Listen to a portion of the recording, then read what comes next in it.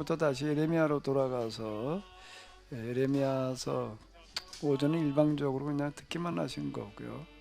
여러분들의 생각 그걸 같이 서로 가지고 대화를 나누는 그런 시간을 가지도록 하겠습니다. 이 5시간은 제가 일방적으로 이끌어가는 시간이 아니라 여러분들이 같이 참여하시고 이끌어가시는 그런 시간이 되겠습니다. 예, 말씀해 주시기 바랍니다. 제가 좀 말씀드릴까요? 네네네. 장로님, 네, 말씀하세요. 그 예레미야가 BC 500년 경이죠. 500년 BC. 네네네. 예, 500년 경. 500 586년에 정확하게는 망하니까 550여 년. 이제 한 50여 년 예, 사역했던 사람으로 예, 이렇게 볼 수가 있죠. 예. 그런데 이제 이 예레미야 선지자가 어, 그, 태어날 때 당시부터 예레미야가 활동하고 이제 예레미야가 이제 활동 모든 것이 이제 끝날 때까지의 그 역사적인 어떤 그 시대적인 그 배경을 좀 더 구체적으로 이렇게 이스라엘이 처한 것뿐만 아니라 전 세계 그 당시의 중동 그 전체 그 상황을 좀 이렇게 배치해서 이렇게 좀 말씀을 해 주시면은 뭐랄까 좀 더 정리가 좀 될 것 같아요. 왜냐하면 좀 예. 에레미야가 저 마지막 지금 오늘 말씀하신 말씀이 결국은 포로 아저 바벨론이 아직 침공하기 전이죠. 전에 예. 했던 얘기 아니에요. 네. 그러니까 그 연대 뭐 정확한 연대는 아니지만 대충 그 연대별로 예레미야가 탄생할 때부터의 연대별로 그 중동의 그 시대 상황에 따라서 변해갈 때 그때 이제 이 유다에게 어떻게 해야 유다가 살아남을 것인지에 대한 에레미야 선지자의 그 말씀이 그때그때 이렇게 전하게 됐는지, 그리고 에레미야가 사후 그 다음에 그 에레미야를 추종하던 많은 또 추종하던 제자들이 있었다고 들었는데요. 그 제자들의 활동과 그 다음에 계속 그 다음에 이어지는 아모스나 아모스가 아니고 에스라, 느헤미야 쪽으로 이렇게 이어지는 그 상황을 좀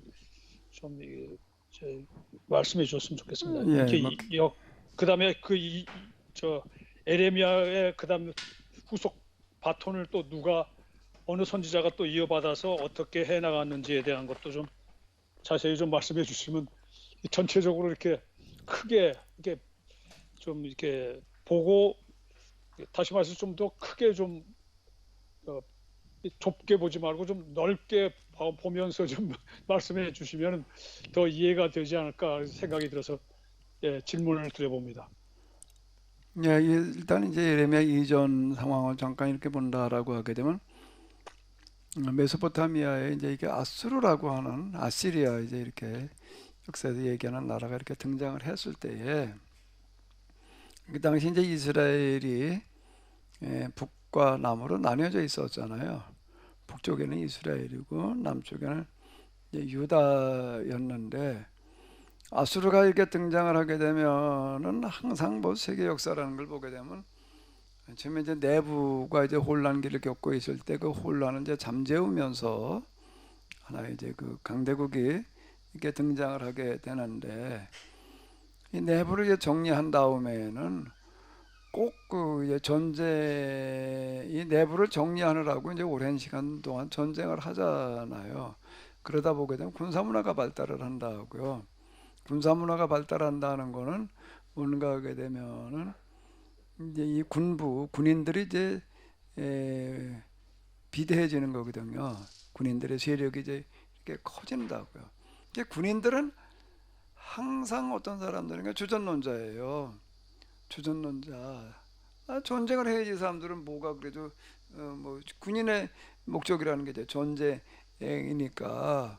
그러니까 이 사람들은 이제 계속 이제 전쟁을 하려고 이제 그런다고. 이 사람들이 또 그리고 이제 지금 그 전쟁하는 동안에 이제 세력이 커졌잖아요. 그건 어디나 거의 다 비슷해요. 저 임진란 때도 이렇게 보게 되면은 일본이 내부적으로 혼란했을 때는 우리나라를 넘어올 생각을 못 하다가 일본이 이제 통일이 되게 되면은 거기다 주전 이제 군부 세력들이 막강해지니까 어디를 밖으로 다 그걸 분출시키려고 그런다고요. 그럼 어디나 똑같은 얘기도 똑같은 얘기가 되는 거예요. 이제 메소포타미아를 이제 이렇게 정리를 하고 나니까 그 세력이 확장되어지는 게 일본을 확산시킬 수 있는 게 뭐 태평양 건너 미국으로 갈 수는 없는 거고 우리나라 쪽에 갈 수밖에 없어요. 가까운 데로 오는 건. 여기서도 이게 어디로 나가는 게 이쪽으로 뻗쳐나가는 거예요. 이렇게 뻗쳐나간다고요. 이렇게 되니까 이런 조짐이 보이니까 여기 아수리에 맞서서 대항하자라고 이제 깃발 들고 나서는 사람 나라가 있는 거예요. 야, 이거 그냥 우리가 멀거니 당할 수는 없지 않냐. 우리가 여기에 맞서서 대항을 하자. 그런데 아수르라는 나라에 혼자 대항할 수는 없고 이 나라가 오게 되면은 다 똑같이 어떻게 되는가 하면 식민지를 받게 되니까 운명이 똑같아요. 그러니까 여기에서 이제 우리가 공동으로 연합해서 대항을 하자. 이렇게 이제 주동하는 나라가 있는데 그게 북왕국 이스라엘이었어요. 북왕국 이스라엘이었다고. 북왕국 이스라엘이 주변 나라들을 다 이제 규합을 해가지고 우리가 아수르에 대항을 하자. 각자가 해서는 안 되고 그리고 지금 뭐 운명이 똑같으니까 우리가 다 어차피 이제 여기 식민지를 받아야 될 텐데 식민지 받을 수는 없지 않냐 말이야. 대항하자. 이래 가지고 이제 그 이스라엘이 아시리아의 주 표적이 되는 거예요. 그래가지고 이렇게 망했다. 그런데 이게 이제 주변 나라들 다 좋다 말이야. 뭐 에돔 뭐 없다 이렇게 이제 그 위에 있는 이제 이제 나라들 두루와 시돈 다메섹 뭐 이제 다 이제 아람 이렇게 얘기를 하는데 그렇게 하자라고 하는데 싫다 난 빠지겠다라고 그런 게 남유다예요. 남유다 같은 이스라엘인데 난 싫다. 그러니까 이제 누가 더 이제 괘씸해지는 거예요. 요게 이제 이렇게 되는 거예요. 야, 그 뭐 아수르에 대항한 거잖아. 우리 이자부터 손보자 이제 이러고 나오는 거예요. 공동 정선을 펴가지고서 이제 유다부터 손보자고 이제 침략을 하는 거예요. 그 유다는 어떻게 해야 되나? SOS를 어디다 쳐야 돼? 아수르에다 쓸 수밖에 없는 거예요. 아수르에다 난 여기다 저 공동 정선을 펴가지고 당신한테 대항하자고 그러는데 난 싫다고 그랬더니 이건 날 먼저 치려고 그런다. 와도 도와달라. 그러니까 이제 뭐가 되는가? 아수르의 입장에서는 가나안을 친 명분이 생기는 거죠. 이래가지고 이제 와가지고서 이제 북왕국 이스라엘을 멸망을 시키는 거예요. 그럼 남왕국은 어떻게 해야 되나? 이건 멸망시킬 필요가 없는 거예요. 그래가지고 남왕국만 남은 거예요. 실제 국제정세는 이래요. 국제정세는 이런데 이거를 예언자들은 이걸 어떻게 해석을 할까? 이거에 대해서 일반 세상 역사가하고 예언자들하고는 해석이 달라요. 왜 이렇게 역사관이 다르기 때문에 그러는 거예요. 이거를 예언자들은 어떻게 해석을 했을까? 누가 예언자 입장에서 한번 이거 해석을 해봐. 이렇게 된 현상을. 소집사님 예언자 입장에서 한번 해석을 해봐요.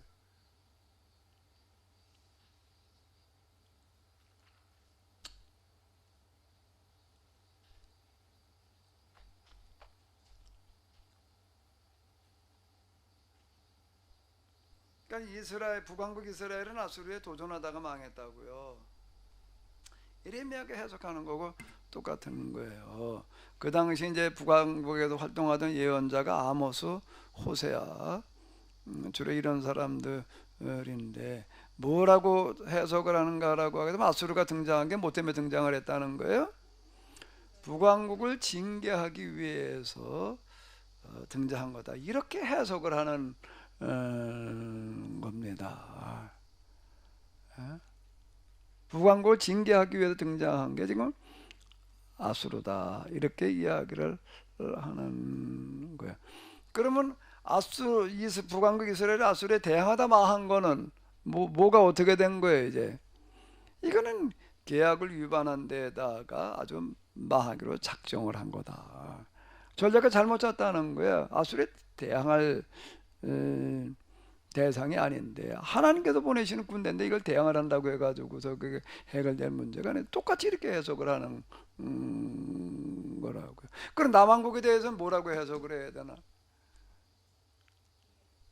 남왕국에 대해서는 뭐라고 해석을 해야 돼요? 어쨌든 이건 아수르하고 협력해가지고 살아남았어요. 근데 그거에 대한 해석, 그게 사실인데 그런 사실을 해석을 어떻게 하느냐라고 하는 거예요. 그거에 대한 해석은 어떻게 해야 되나요? 뭐라고 해석을 하는 거죠?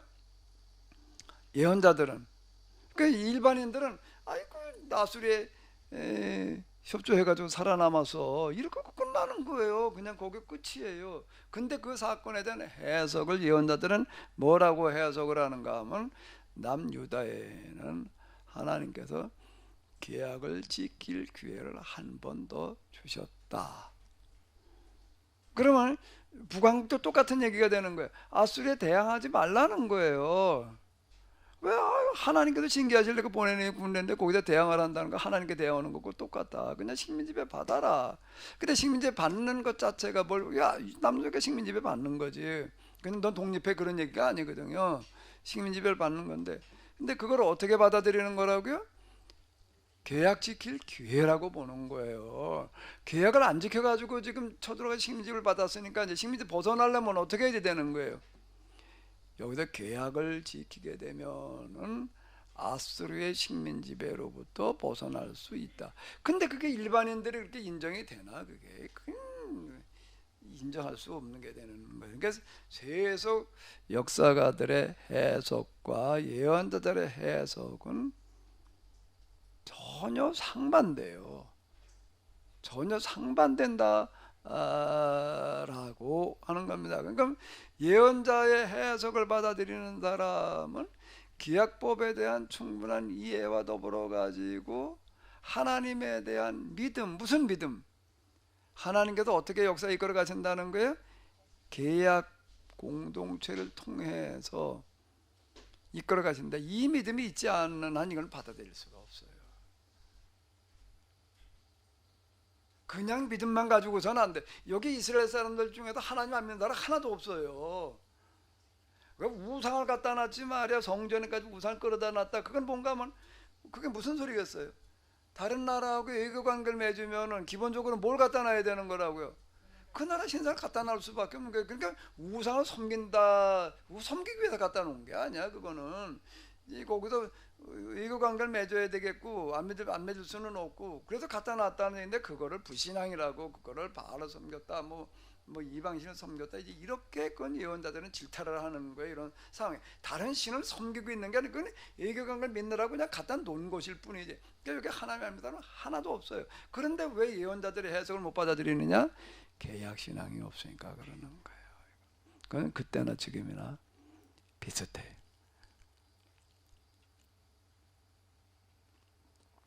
이제 그리고 이제 시간이 지나가는 거예요. 남유다는 그래가지고 이제 시간을 벌었어요. 아수르가 있는 동안에는 그냥 식민지 받고 그냥 지나가는 거예요.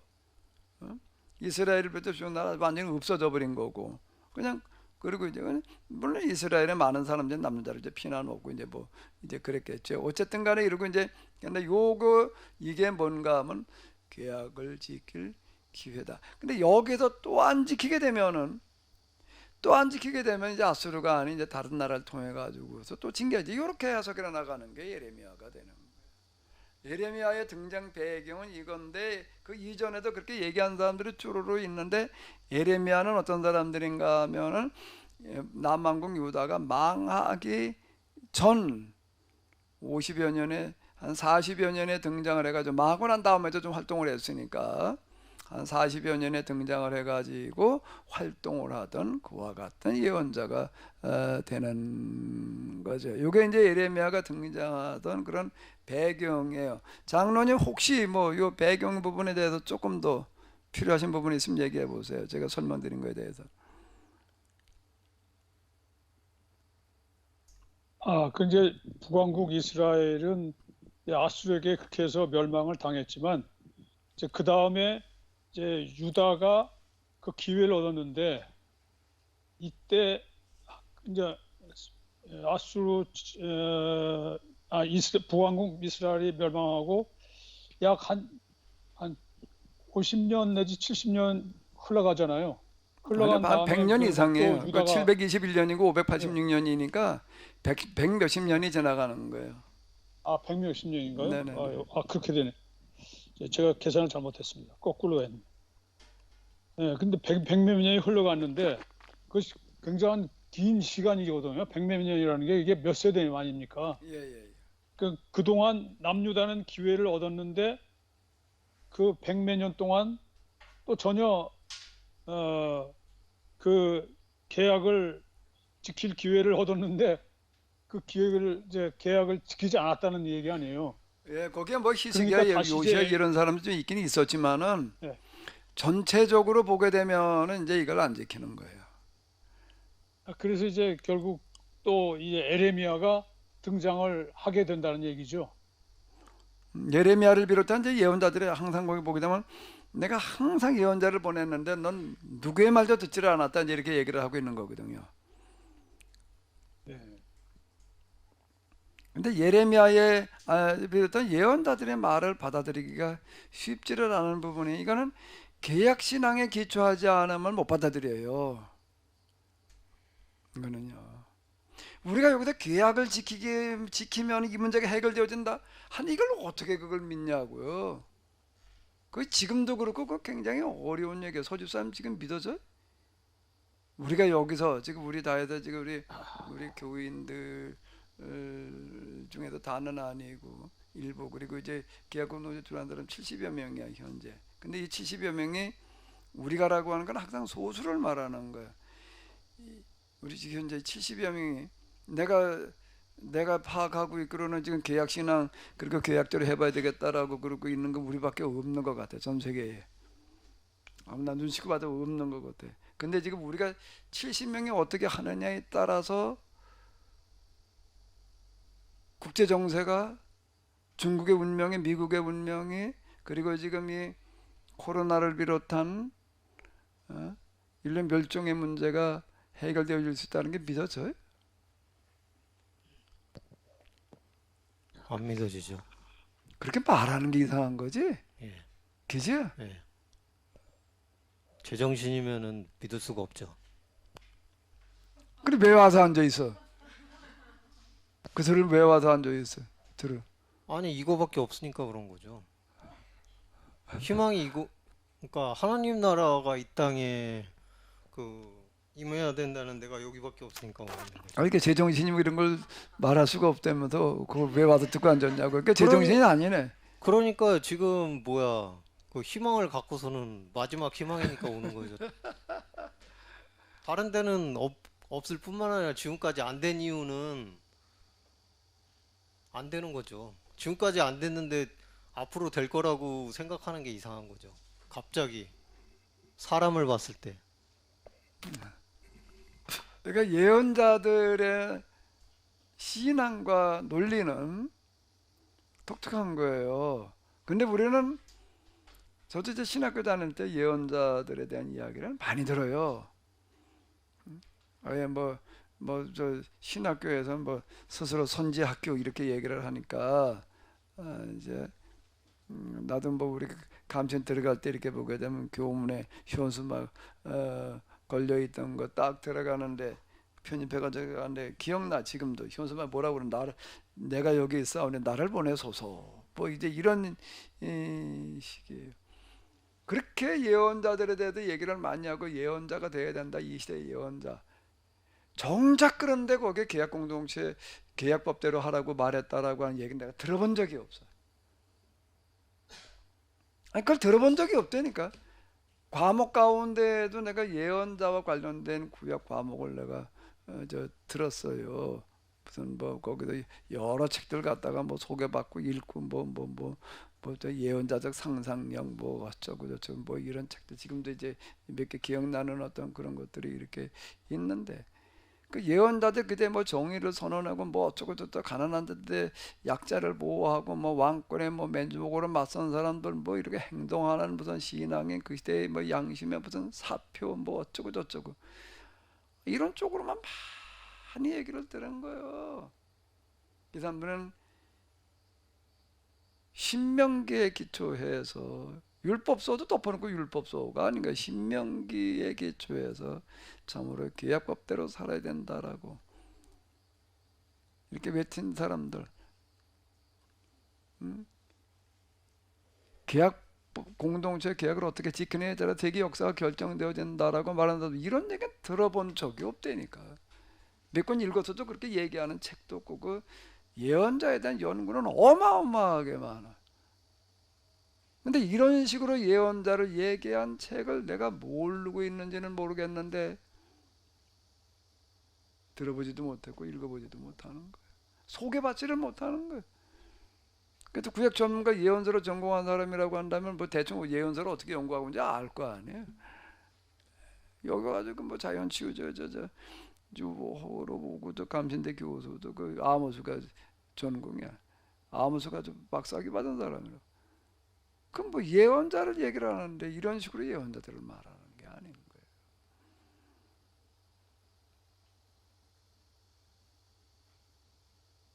자, 어쨌든 지금 이런 거예요. 이제 장로님께서 이제 보셨던 이제 배경은 지금 이런 거고. 그런데 예레미야가 그렇게 얘기를 하는데, 그렇게라는 게 어떻게 얘기를 했다고요? 그냥 말하는 것보다 더 좀 다가가기 위해서 온갖 퍼포먼스를 다 동원을 하는 거예요. 오전에 이제 땅 계약하는 얘기 들었죠. 그 땅 사는 돈은 어디서 나왔을까?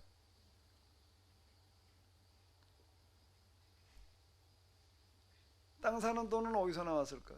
그때나 이때는 땅 사는 거는 작은 돈이 아니에요. 땅 사는 돈은 어디서 나왔을까? 땅 사라 하나님께 그러셨어요. 그 땅 사는 돈은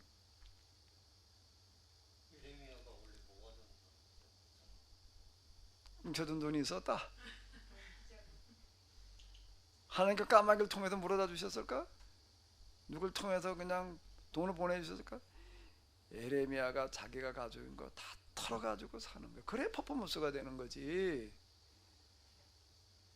그게 봐봐. 딴 사람들은 나 어떻게 현금 확보하려고 하는데 이 사람은 이 현금이고 뭐고 다 어떻게 확보해가지고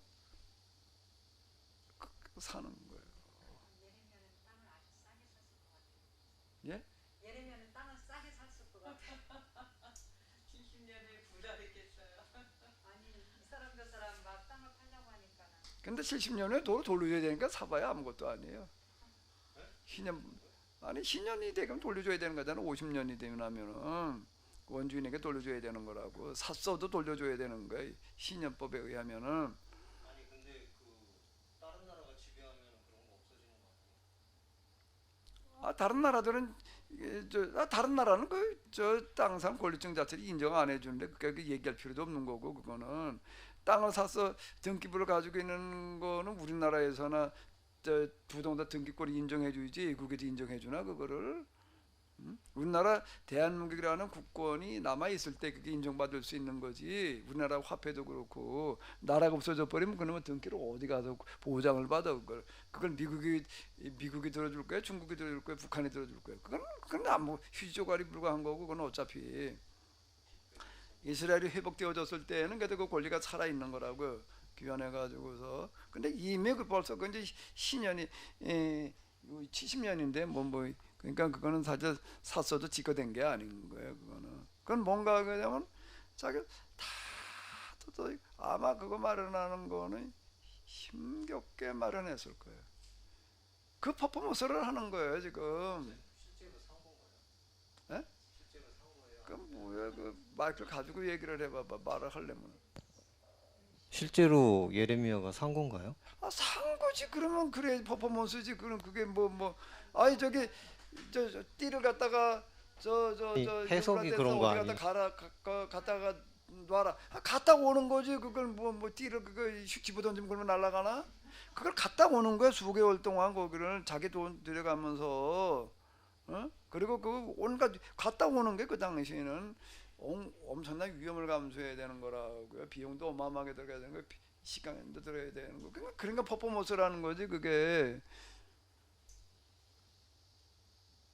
하나님께서 함께 하시기는 함께 하시는 건데 함께 하신다라고 해서 그 사람이 짊어지고 당해야 될 그런 거 아픔 자체도 사라지는 거는 아니야. 그건 그대로 남는 거지.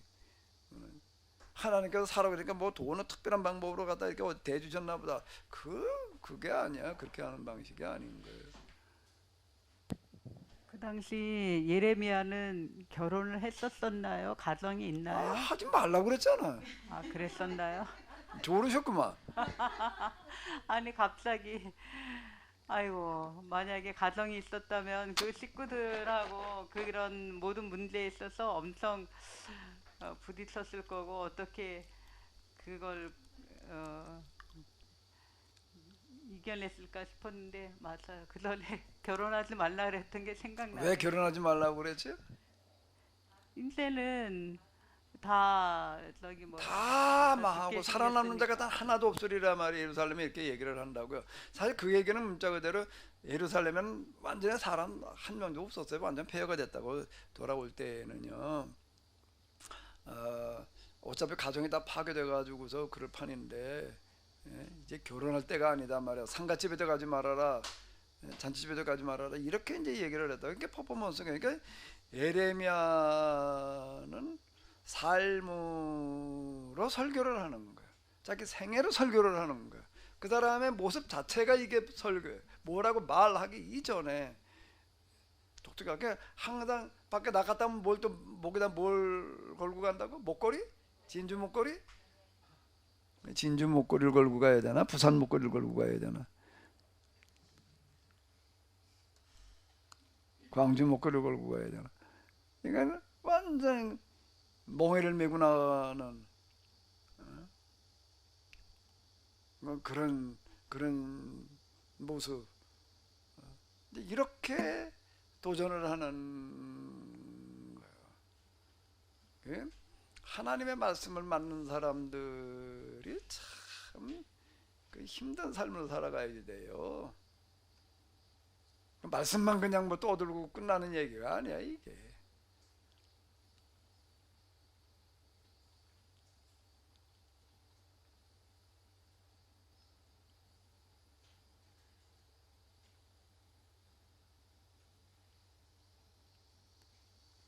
일단 배경이 이래요.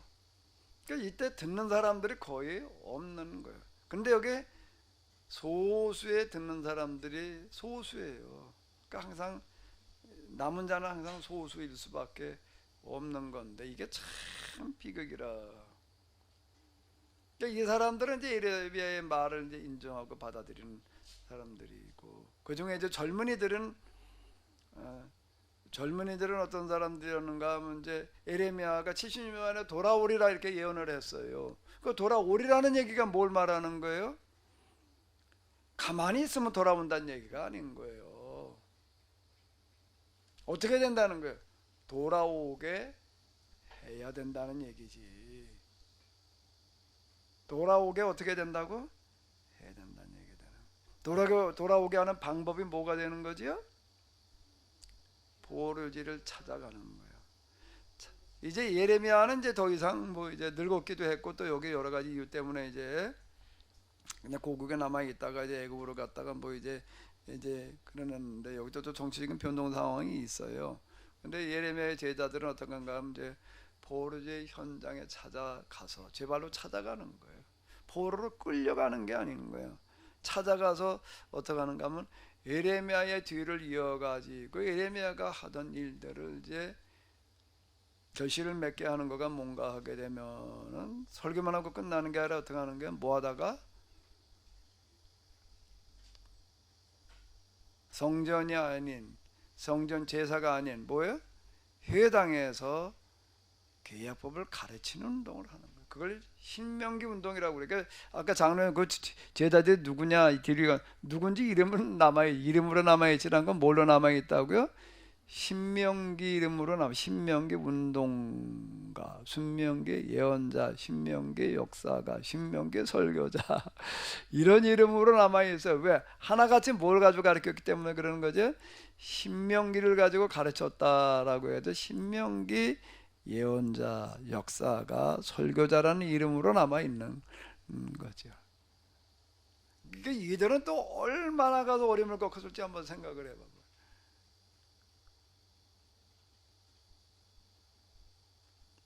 그래서 어떻게 큰 비용을 마련해가지고 거기까지 가가지고선 그냥 거기 가가지고도 또 같이 똑같이 가서 노예살이 하면서 이제 또 저녁엔 또 가르쳐가면서 이제 이렇게 살아가는 사람들이었던 거예요. 낮에는 그냥 뭐 바둑 두고 있다 저녁에 와 그렇게 하면 그렇게 한 게 아니고 똑같이 그들과 삶을 같이 하면서 가르치는 그런 사람들이 있게 됐던 거죠. 이거를 신명기 신학이라고 그래요. 이 신명기 운동인데요. 그 운동이 이스라엘 역사에 있어서 가나안에 들어간 이후 가장 중요한 거예요.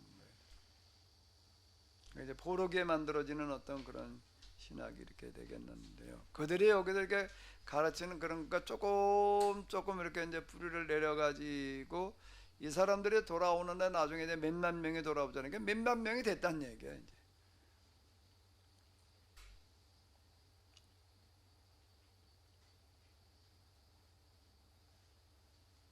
소수가 이제 몇 사람이라는 얘기가 아니고 이제 70년 동안에 몇만 명이 돼가는 거예요.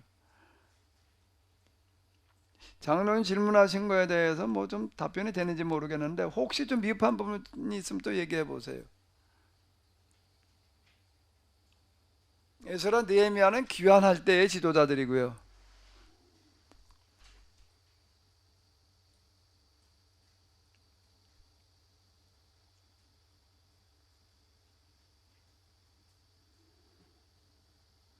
그러니까 이 신명기 운동이라고 하는 거는 전적으로 구약법에 기초한 신앙을 가진 사람들이에요. 예. 지금 이제 목사님 계속 지금 신명기 운동 또 신명기 신학 이렇게 구약의 예언자들의 그 활동을 말씀하시는데 결국은 그런 모든 신학이 현실 문제를 타개하는 어떤 그러한 것으로 접근이 된 걸로 알고 있어요. 네. 그런데 물론 이제 예수님도 제자들과 또 새로운 계약을 통해서 현실 문제를 하나님 나라를 실현함으로써 해결할 수 있다고 하셨고 또 그렇게 됐습니다. 그런데 참으로 안타깝게도 교부 시대로부터 거의 1700년 이상 지금까지 헬라 이원론적 사고에 의해서 그냥 이 현실 문제가 아니라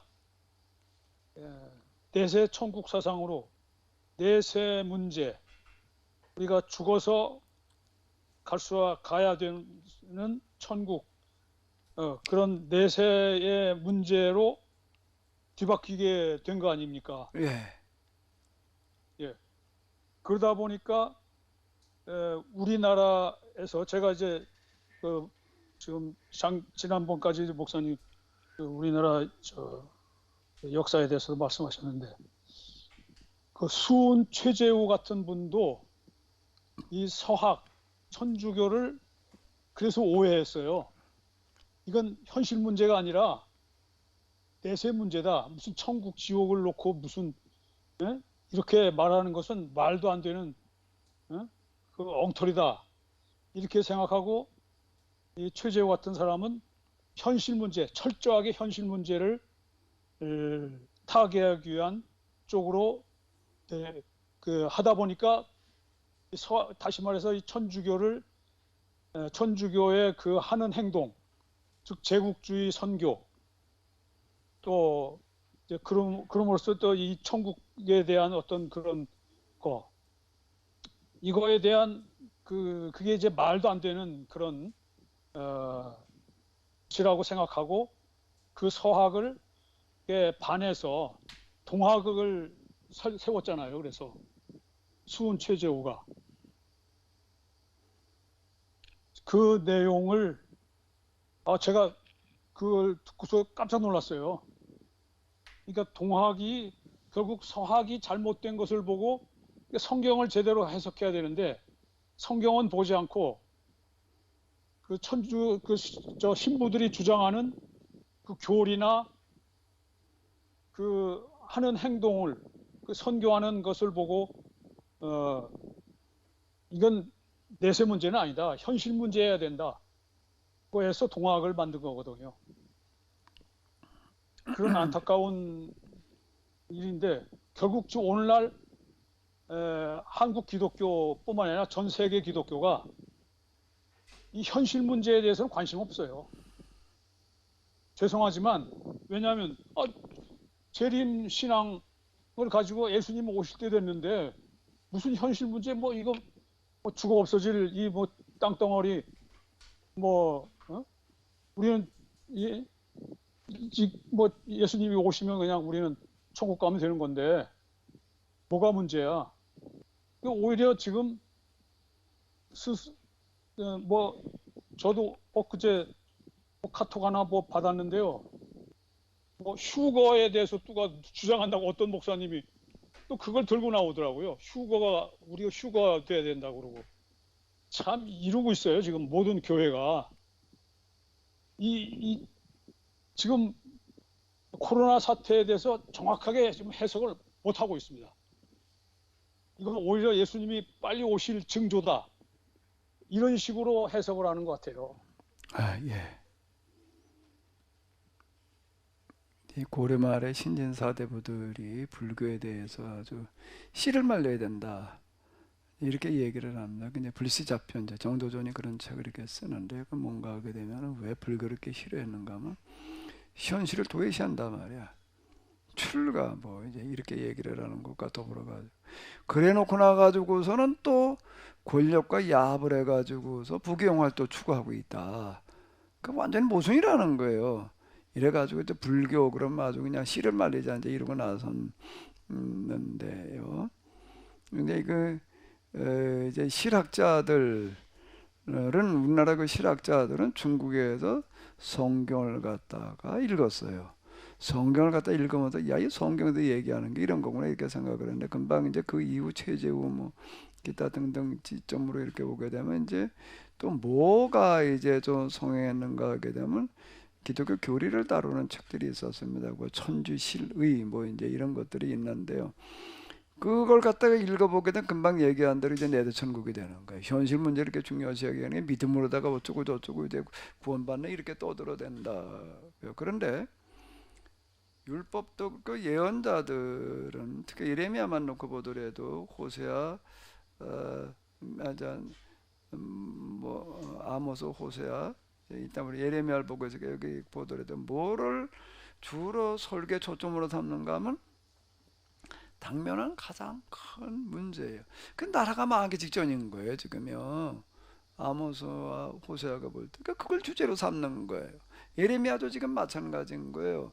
여기 제사장들을 비롯해 거짓 선지자들은 하나님께서 우리에게 함께 하셨기 때문에 아무 문제 없다는 거예요.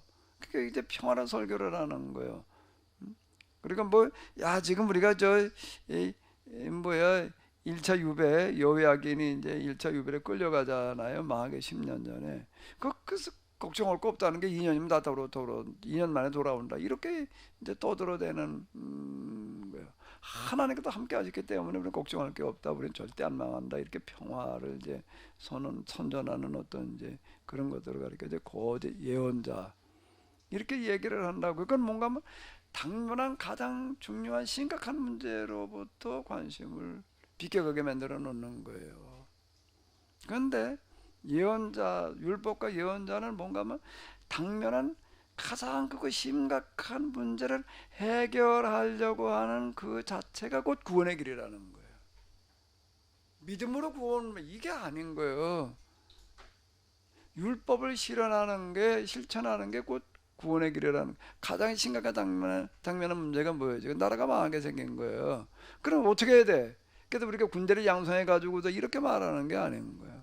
계약법을 실천하는 게 곧 당면한 가장 큰 어려운 문제를 해결하는 길이면서 동시에 구원받는 길인 거예요. 이게 둘이 아니에요. 구원받는 방법과 실천하는 방법이 다른 게 아닌 거예요. 실천이 곧 구원이지. 어떻게 둘이 돼요? 그게 따로따로 놀 수가 없잖아요. 그러니까 우리는 지금 실천은 상관없고 믿음만 가지고 구원받는, 그러니까 벌써 이게 모순이야. 이 자체가 벌써 모순이라고요. 그러니까 여기서는 계속 뭐라고 얘기를 하는가 하면 계약법을 실천하는 거가 곧 우리가 지금 현재 당면하고 있는 가장 큰 어려운 문제를 해결하는 방법이다. 동시에 또 무슨 방법이다? 그게 곧 우리가 구원받는 길이다. 이래야지 이게 맞는 얘기가 되는 거지. 그래야지 또 그 문제가 해결되어지는 거예요. 빈부의 격차 뭐 기타 등등의 문제를 해결하는 게 그 계약법의 가장 큰 근간이야. 그게 곧 그렇게 해야지 구원받는 거야. 그래야지 그 문제가 해결될 거야. 그런 건 상관없어. 그냥 우리 믿음만 가지고 구원받는 거고, 그리고 그 다음에 믿음 가지고 구원받은 다음에 우리가 사랑을 실천을 하고 뭐 선교를 열심히 하고 그러면 하나님께서 복을 주셔도 또 우리를 또 건강하게 잘 살게. 그래 이게 모순이 돼버리는 거야. 그런 게 기복 종교야. 이제 이렇게 돼버리면 이거는 기복 종교가 돼버리는 거야. 그렇게 얘기하는 순간에 이게 모순이에요. 서양 종교가 그렇게 만들어 놓은 거예요. 왜 그렇게 서양 종교가 그랬느냐라고 뿌려 들어가면 뭐가 그렇다는 게 헬라 문화의 이원론, 영육 이원론이라고 하는 거가 영적인 문제, 내세 문제에 이제 치중하게끔 만들어 놓다 보니까 이렇게 된 거예요. 근데 히브리 문화에서는 전혀 그렇게 말하지 않아요. 어디 현실 문제를 도외시하고 믿음만 가지고 구원받는다는 말이 가능해요? 그건 어림도 없는 얘기예요. 히브리 사상에서는.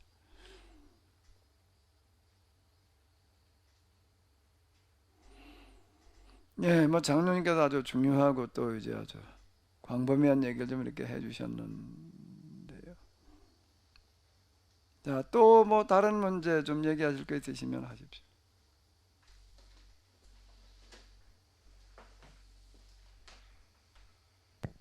그러면 이제 1차 귀환할 때 스룹바벨하고 2차 귀환할 때 에스라, 느헤미야 이런 자들은 그 신명기 운동하는 예레미야 제자를 통해서 교육을 받고 그렇죠. 교육받은 사람들. 그러면 그리고 이제 예레미야의 직계 제자들은 다 죽었고 1세대 제자들은 죽었고 이제 그 신명기 운동의 연장선상에서 지도자 역할을 하던 사람들이죠.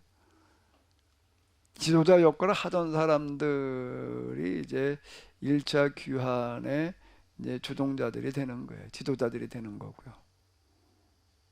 이제 하나님께서 우리에게 돌아가도록 기회를 주셨다. 그건 뭔가 하게 되면은 우리가 그동안 계약법을 지킨 결과로. 왜? 바벨론이 망했으니까. 그 예레미야가 얘기한 대로 된 거예요. 예레미야가 어떻게 하는 거예요? 아까 뭐 땅 팔아서 땅 팔아서 그러네.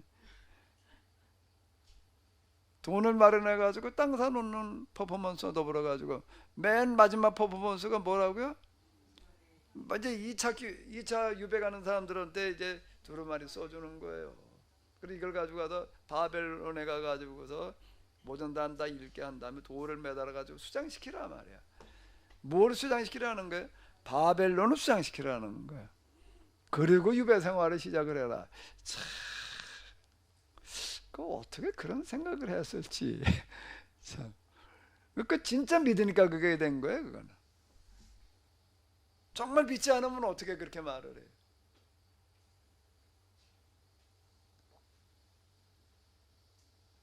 이제 오늘 우리에게도 과연 이제 이런 믿음이 있는가라고 이제 물어볼 필요가 있는 거죠.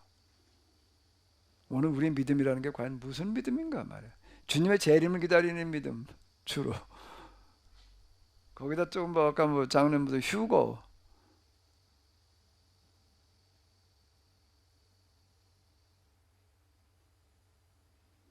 그런 쪽으로 다 자꾸 이게 지금 호도하고 있는 거예요.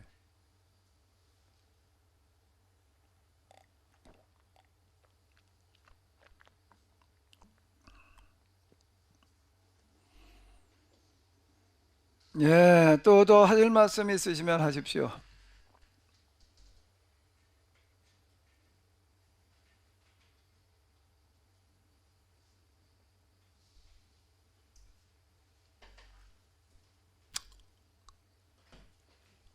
목사님, 이제 남은 자들은 스스로 자발적으로 계약법을 이해하고 그들이 이제 계약을 실천해가는 그런 남은 자들이라고 했는데, 그럼 결과적으로 남긴 자들은, 하나님이 남긴 자들은 이런 예레미야와 같은 자들이라고 봐야 되는지. 남은 자가 남긴 자지요. 결과적으로 남은 자가 근데 하나님께서 뭘 어떻게 하니까 스스로 이게 맞다. 그러니까 동의. 일단 동의가 돼야 될 거 아니에요. 그 다음에 인정. 그리고 이제 믿음으로 남아있는 사람들이 이렇게 되는 거예요. 근데 그 상황이라고 하는 거는 전혀 쉽지 않은 상황인 거예요.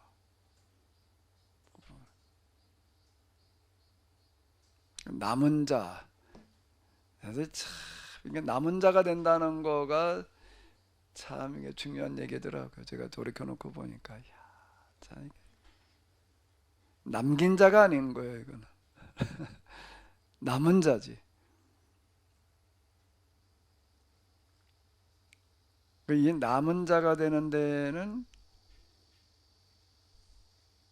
그 말씀에 대한 말씀 해석에 대한 전적인 동의가 기초가 되는 것 같아요.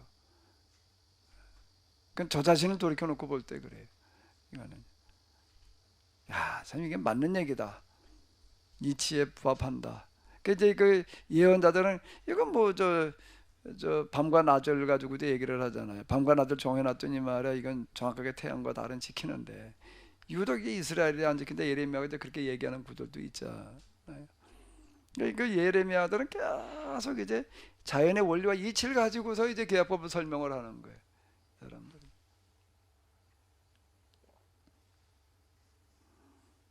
역사를 가지고 설명을 하고요. 어디를 가봐라 말이야.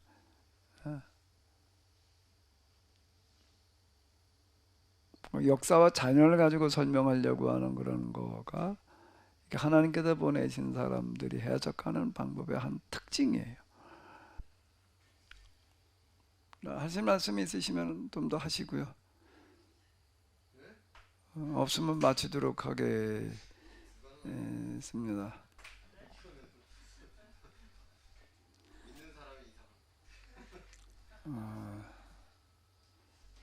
저는 그냥 그 믿기보다는 이게 어떻게 돼가나 보면서 뭔가를 남겨야 될 것 같아요. 그런 사람으로 남아야 될 것 같습니다. 어떻게 돼가나. 예, 예. 어쨌든 그것도 남은 자 아닌가요, 목사님? 좀 비겁하긴 하지만 지켜보는 자지. 지켜보는 자지 뭐 남은 자야.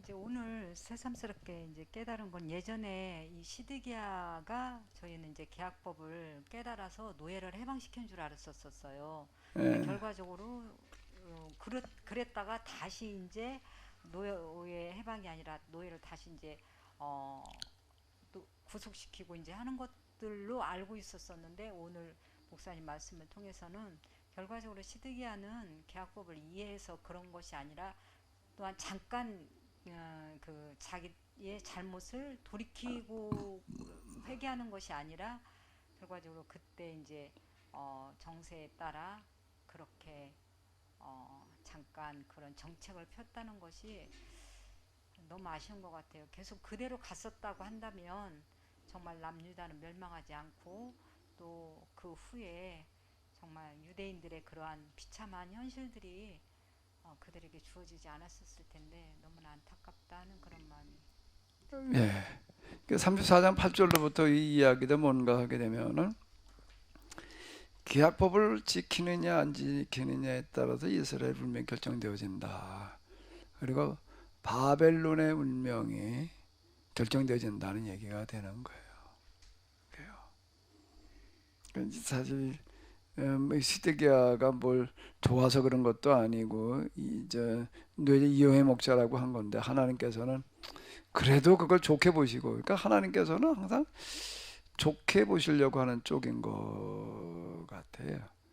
가능한 한 깎아내리는 게 아니라 하나님께서는 그걸 보시고서 이제 바벨론 군대를 물러가게 하셨다. 이 얘기가 되는 거거든요. 근데 해석을 사람들은 그렇게 받아들여요. 애굽이 오니까 물러갔지 말이야. 이렇게 이제 얘기를 하는 그 논리가 앞서지. 야, 이게 하나님께서 하신 거 이렇게 누가 그걸 인정하려고 드냐. 그러니까 이게 뭐가 다른가 하면 똑같은 사건에 대한 해석이 다른 거예요. 사건이 있는 거예요.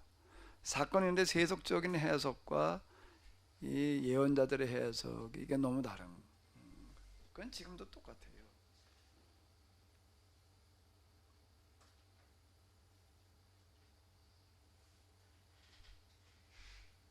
근데 이 예언자들의 해석은 받아들이기 쉽지 않은 게 될 것 같지가 않고, 그렇게 하려고 하면 내가 손해를 봐야 돼. 그렇게 하거든. 그러니까 이제 싫은 거예요, 이제 이게. 그 중에서 내가 이권을 포기해야 되니까 이게 안 되는 거예요. 뭔 얘기 하려고? 뭘 지켜보려고 그래요? 또 지켜봐봐. 아니 이런 사람도 있었겠는데 그럼 예언자를 믿지는 않았지만 그 사람의 해석은 믿지는 않았지만 아수르가 그렇게 할 거라는 거에 베팅을 하는 사람은 있었을 것 같은데요. 바벨론이 그렇게 할 거라는 거에 그러니까 대해서. 국제 정세를 바벨론, 읽어가지고 바벨론에 등장해서 이제 지배하게 되리라고 내다보는 사람이 있었을 거다. 그러니까 그거를 믿고 그 계약 실천을 안 했더라도 거기에서 또 이문을 남긴 사람은 있었을 것 같아요. 보는 사람은 있을 수 있죠. 다양한 사람도 있을 수 있으니까. 이제 애굽이 아니라 다음 주자가 바벨론이라고 내다보는 사람이 있을 수도 있었겠죠. 애굽이 메소포타미아까지 지배하는 역사는 거의 없어요. 근데 메소포타미아는 통일이 되면 꼭 애굽까지 왔다고. 애굽이라고 하는 나라의 특징 중에 하나는 그 안에서 내부적인 통일을 가지고 그 세력을 가지고 그 여파를 가지고 메소포타미아까지 가자, 여기까지는 안 나온 것 같아. 가나안까지 가자, 이제 이렇게 나오지. 가나안까지.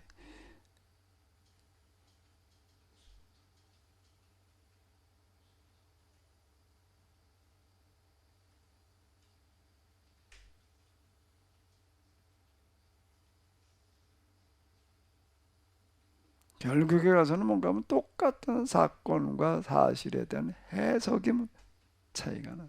그 코로나 사태에 대해서 똑같은 거. 이걸 어떻게 해석할 거냐. 코로나 우리 다 겪고 있는 거야. 해석을 어떻게 할 거냐는 거가 이제 이게 일반적인 해석하고 계약에 대한 해석하고 이게 달라지는 거예요. 일단 계약에서는 이런 사태가 온 거예요. 내가 잘못해서 그렇게 된 거다. 이게 인정하고 들어가는 거예요.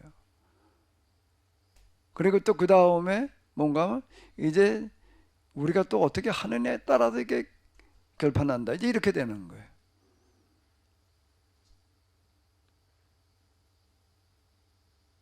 근데 이제 일반적인 이런저런 이유 때문에 왔다. 꼭 내가 뭐 잘못해서 이렇게 보는 게 아닌 거야. 뭐 코로나가 뭐 우한에서 뭐 어쩌고 저쩌고 뭐가 뭐 기후가 어쩌고 저쩌고 뭐 환경이 뭐 그것 때문에 왔다. 이렇게 보면 내가 잘못해서 이렇게 없는 거예요. 이거는 여기는 전적으로 계약법은 이건 내가 똑바로 하지 못해서 이렇게 되는 거야. 이렇게 나가는 거고 출발점이 여기가 달라요. 그러니까 이건 회개로부터 출발하는 거예요. 책임의식부터 출발하는 거예요. 예언자라는 이름을 참 선지자 또 예언자를 이해한다는 게 참 왜 이렇게 쉽지 않았나 물어봤어.